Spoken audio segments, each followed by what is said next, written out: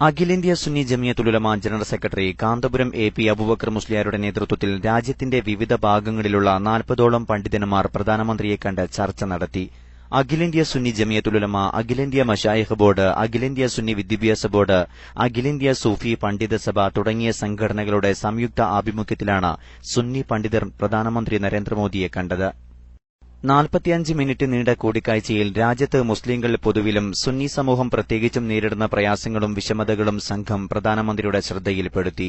രാജ്യത്ത് ന്യൂനപക്ഷങ്ങളുടെ അരക്ഷിതാവസ്ഥയും ആശങ്കയും ഇല്ലാതാക്കുന്നതിന് നടപടികൾ കൈക്കൊള്ളുക, ഇന്ത്യാ ചരിത്രം പക്ഷപാതപരമായി പുനഃസൃഷ്ടിക്കരുത്, വിദ്യാഭ്യാസ മേഖലയിൽ മതേതര കാഴ്ചപ്പാടും മതനിരപേക്ഷതയും ഉയർത്തിപ്പിടിക്കുക, രാജ്യത്ത് തൊഴിലധിഷ്ഠിത വിദ്യാഭ്യാസം സാർവത്രികമാക്കുക, രാജ്യത്തിന്റെ വിവിധ ഭാഗങ്ങളിൽ വിശിഷ്യ തലസ്ഥാന നഗരിയിൽ അന്യാധീനപ്പെട്ട വഖഫ് ഭൂമികൾ ബന്ധപ്പെട്ട സുന്നി അവകാശികൾക്ക് നൽകുക, എയർ ഇന്ത്യയുടെ സർവീസ് കാര്യക്ഷമമാക്കാൻ നടപടി സ്വീകരിക്കുന്നതോടൊപ്പം സീസണിലും അല്ലാത്ത ഘട്ടങ്ങളിലും നിരക്ക് ക്രമാതീതമായി വർദ്ധിപ്പിച്ച് യാത്രക്കാരെ ചൂഷണം ചെയ്യുന്ന പ്രവണത അവസാനിപ്പിക്കുക തുടങ്ങിയ ആവശ്യങ്ങൾ ഉൾക്കൊള്ളുന്ന നിവേദനം സംഘം പ്രധാനമന്ത്രിക്ക് നൽകി.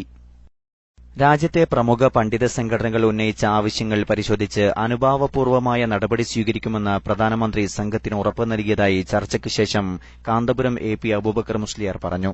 സൂഫി പണ്ഡിതർ രാജ്യത്തിന്റെ പൊതുചിന്താധാരയുടെ ഭാഗമാണെന്നും ഇന്ത്യയുടെ ബഹുസ്വര സമൂഹത്തിന്റെ വളർച്ചയ്ക്ക് സൂഫി പണ്ഡിതരുടെ പ്രവർത്തനം സഹായകമായിട്ടുണ്ടെന്നും പ്രധാനമന്ത്രി സംഘത്തോട് പറഞ്ഞു.